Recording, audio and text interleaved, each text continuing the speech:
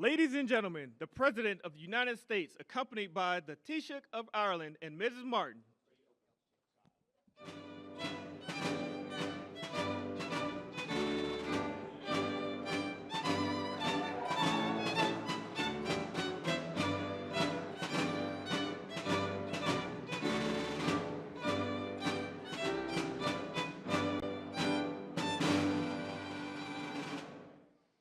Well, thank you very much. It's a great honor.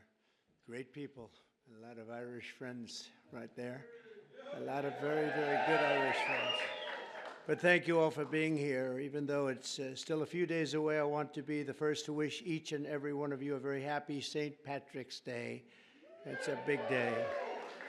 And as a lifelong New Yorker, nobody knows the Irish better than me. I know too much about the Irish. So let me begin by saying I really do. I love the Irish. I've had great, great friends over the years, and I love the Irish, special people.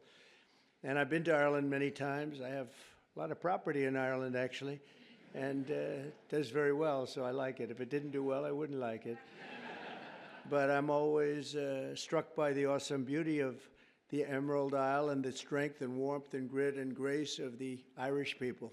Very few people can compare. Today we're delighted to welcome Taoiseach Micheál Martin, a very special man doing incredibly well and very popular, and his beautiful wife, Mary. And I want to thank you both for being here. The first official visit to the White House, so thank you very much for being here with us. Thank you. Thank you.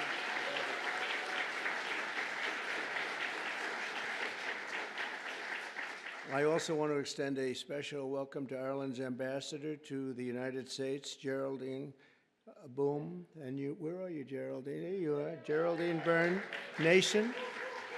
And you're going to be working with this gentleman right here. He's a very great golfer, one of the best golfers that you'll ever see.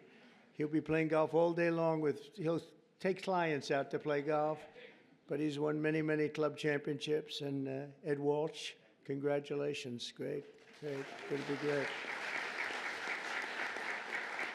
We're grateful also to be joined by the members and many members of our cabinet, proud Irish Americans, Sean Duffy and Robert F. Kennedy Jr. Where's Robert F. and Sean? Hi, Bobby. I knew that, let's see, Duffy we knew, and Kennedy we knew. Some of you I wasn't as sure. Pam Bondi, I don't know. Are you Irish? Are you Irish? I don't know, with that name, I can't figure that out. She's doing a hell of a job, I'll tell you. That Attorney General Pam Bondi, Secretary of Energy. Secretary of Energy, Chris Wright. And you're doing a good job. You see the oil is going down. It's going down. $65 a barrel today.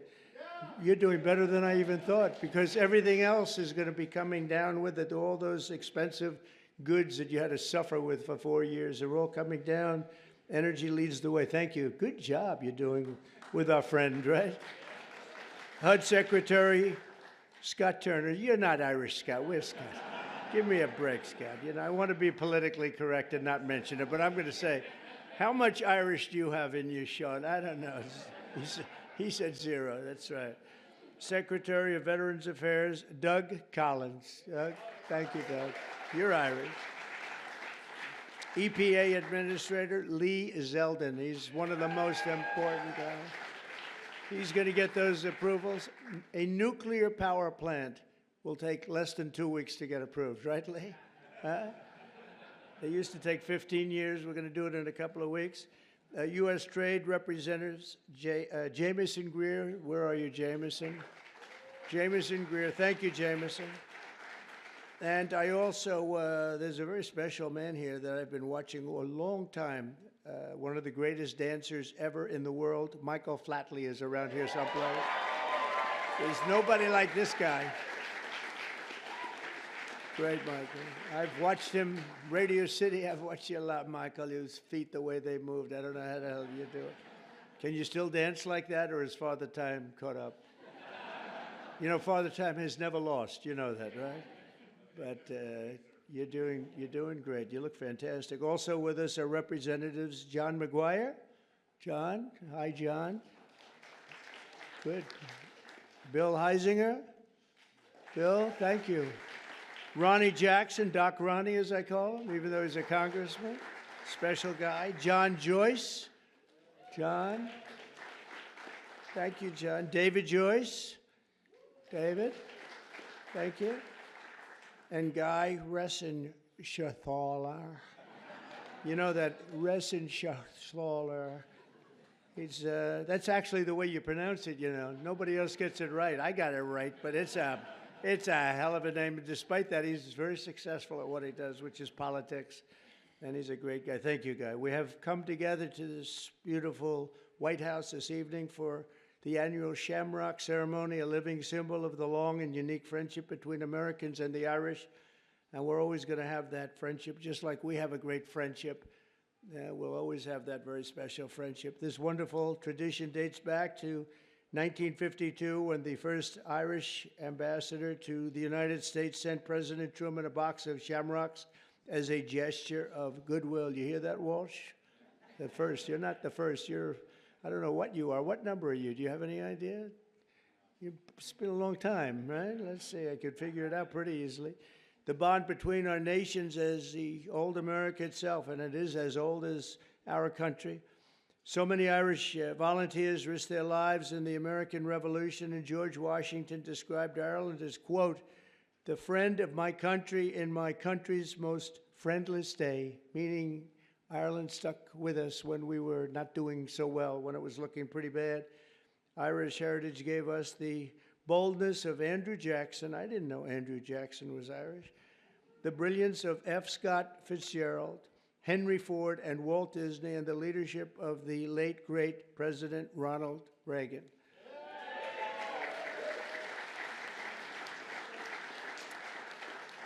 It was men and women of Irish descent who built the hallowed halls of Notre Dame University. Notre Dame is great. What a great place. The legend of the Boston Red Sox and the golden arches of McDonald's. That's right. Today, 1 in every 10 Americans trace their roots back to the old country. We're discussing, we have 5 million people living in Ireland, but we have 35 million people living here, right, of Irish descent. That's a pretty interesting statistic. I was looking at all these great dancers over here. You are very beautiful. Are you all great dancers, right? Look at that. Young, great dancers. Wow. That's great. Did you perform for the group before? Because I heard somebody was doing really fantastic. They said these people are fantastic. I didn't get to see you. Do you want to do it again? Okay, well, we might have them do it again. I heard you did a fantastic job. Thank you. As we celebrate Irish American Heritage Month, we're grateful to be joined by hundreds of these proud patriots right here today. And I know them from personal experience that many of the people that we have here, they're just fierce. They have fierce Irish flame. We call it, you never give up. You never, ever give up. Oh, I even see Don. Hello, Don. You are definitely Irish, Don McGann. You are definitely an Irishman. There's no question about that. But you never give up. We will never give up ever, right? For the young ones, ever. Because you never know what's going to happen, you know? Just a little bit more effort and you get there. Look at what happened to me. A lot of people said this was not a possibility.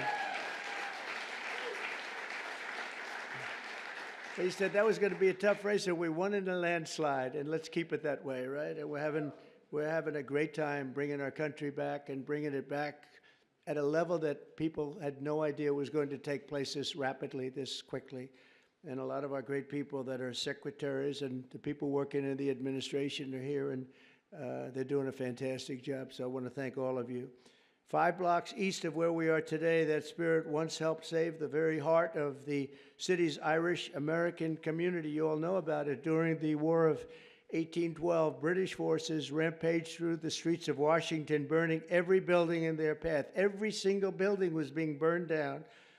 Almost everyone fled, but not Father William Matthews of St. Patrick's Church, which was built to serve the Irish workers who came to build the Capitol and the White House. They were building the White House, and they formed a great bond. And they were doing the pretty important buildings, the White House and the Capitol. I would say that's about as good as it gets. As the fire spread, the priest and the group of his parishioners said that we're just going to have to barricade ourselves in. We're going to have to do something because it's really bad. It's really dangerous in here. And inside the church, they climbed to the roof armed with only buckets of water. That's the only thing they had. And the other thing they had was faith in God. They had a big faith in God. They said, God will never do this to us.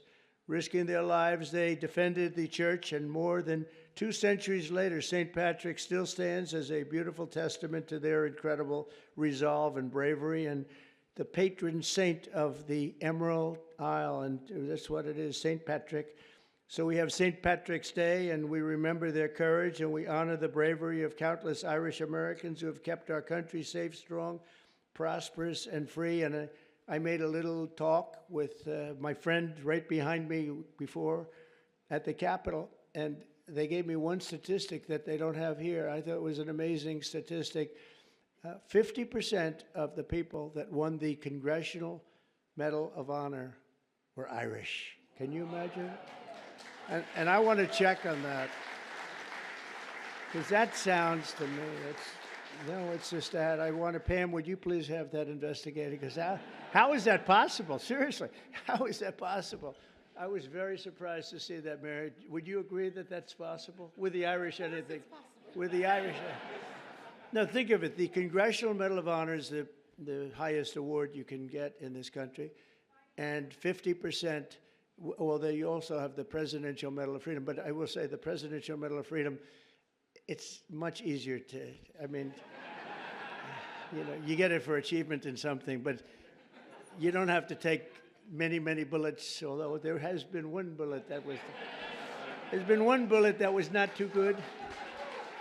I'm the only one, the presidential, that got that. But think of that, 50% of the people that received the Congressional Medal of Honor had Irish heritage and were involved in some form with the Irish, and that's pretty good. That's a pretty big statement. In closing, I want to remember one more Irish-American patriot our nation lost this week. In 1979, Anthony R. Dolan, some of you know that name, a lot of the people that work in the White House know it very well, became the youngest ever Pulitzer Prize winner for his reporting on government corruption in Stamford, Connecticut.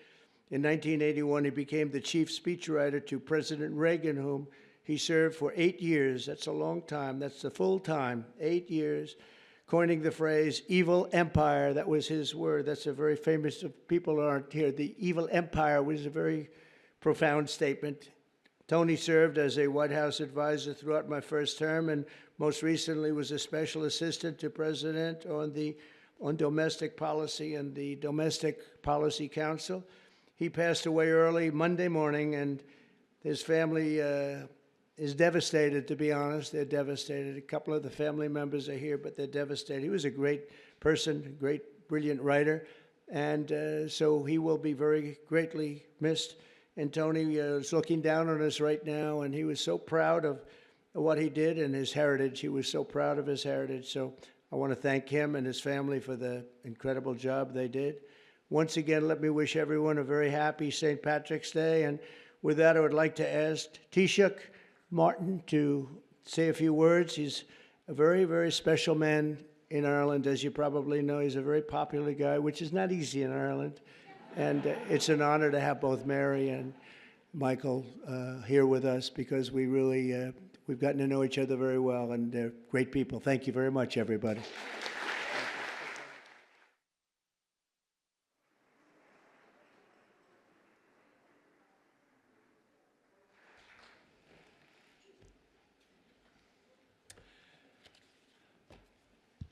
President Trump, distinguished guests, it is a singular honour to represent the people of Ireland as we gather to celebrate St. Patrick's Day.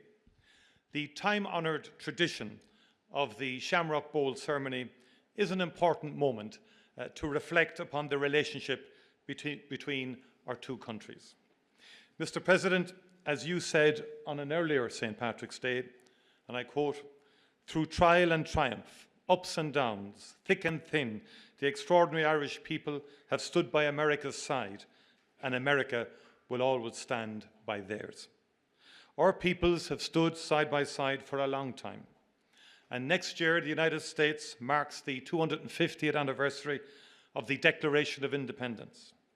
Of the 56 signatories of that historic document, 3 were born on the island of Ireland, and many others were of Irish descent. Since then, Irish America has been at the heart of shaping this great nation. The ideals of liberty, democracy, and equality of opportunity forged in this country did much to inspire Irish independence. Our histories are interconnected because our people are interconnected. Today, as the President has said, more than 30 million people claim Irish ancestry in the United States.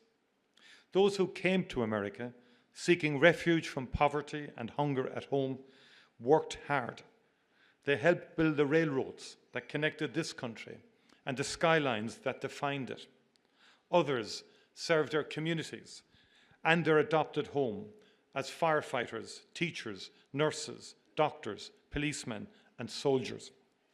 Irish people can now be found in almost every industry and community across the United States. Mr. President, Irish Americans have lived the American dream.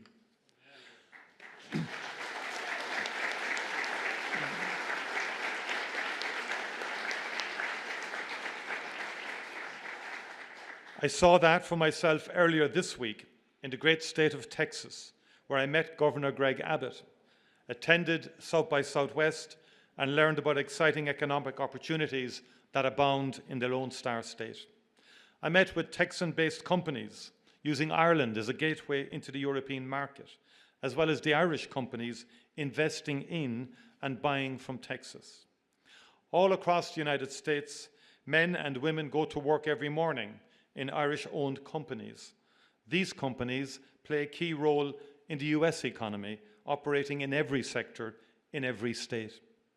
Some of your great American manufacturing companies count Irish buyers as their top client, with order books worth many billions of dollars supporting the jobs of thousands of fantastic American workers.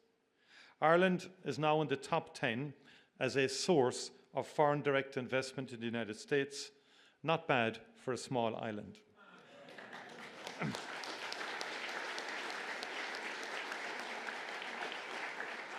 Ireland likes to trade with the United States, and the United States likes to do business with Ireland because we are strong and reliable partners.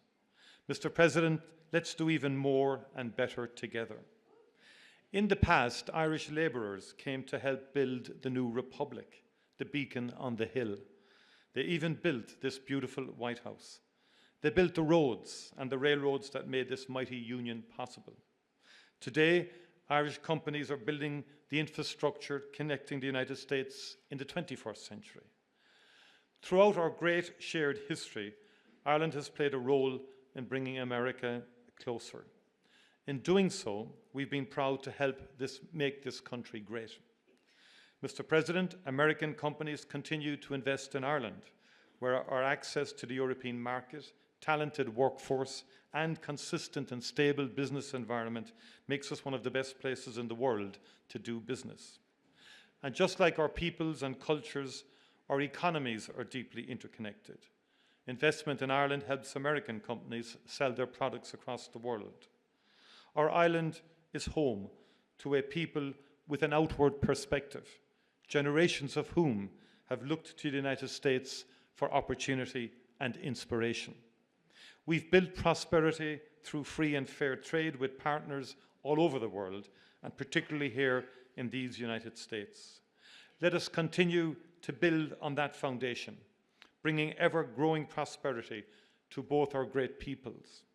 Let us continue to work together to make sure that we maintain that mutually beneficial two-way economic relationship that has allowed innovation and creativity and prosperity to thrive.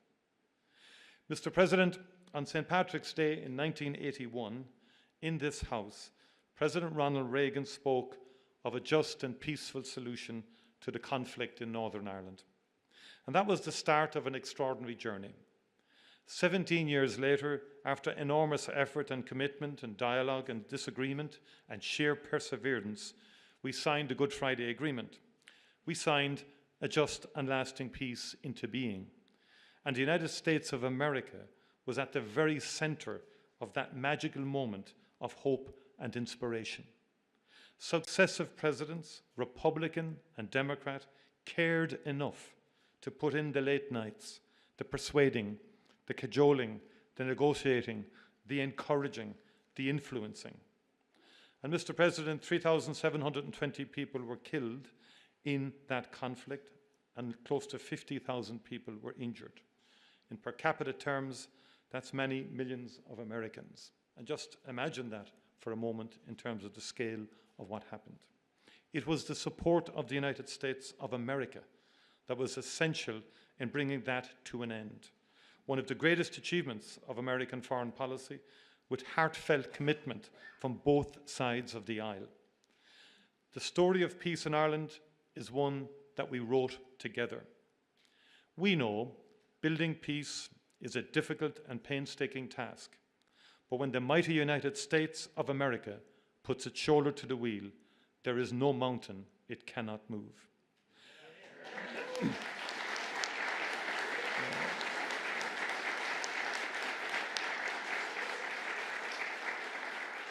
Mr. President, I welcome the unrelenting focus and energy you have brought to the search for peace in Ukraine and in the Middle East since your first days in office.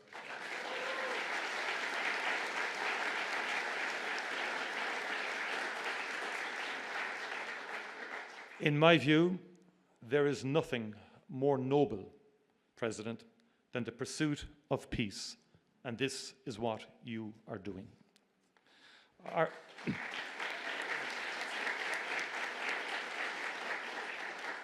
Ireland is ready to work with you and our international partners to end conflict and especially to bring just, lasting and sustainable peace to the people of Ukraine and the people of the Middle East. Conflict and war hurt the most vulnerable. Too many children in particular have died in Gaza, in Israel, in Sudan, and too many children have been abducted in Ukraine.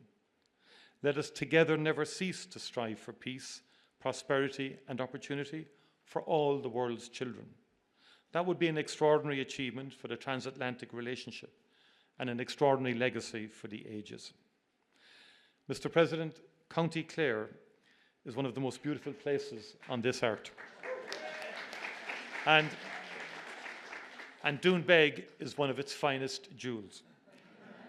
One of Ireland's finest poets, and we've had a few, as you know, wrote of the beauty of County Clare along the flaggy shore in September or October, when the wind and the light are working off each other. And Heaney wrote of how Ireland can catch the heart off guard and blow it open. I have been to that part of Clare, and I know that that is true. Mr. President, I hope that we can welcome you to Ireland soon to catch your own heart off guard. You know better than anyone the beauty of Doonbeg, a place that would take anyone's breath away. Gorv míle amahagut, Banachdi na féle Podrig Oruv Galer. Thank you very much indeed, and happy St. Patrick's Day to you all. Thank you.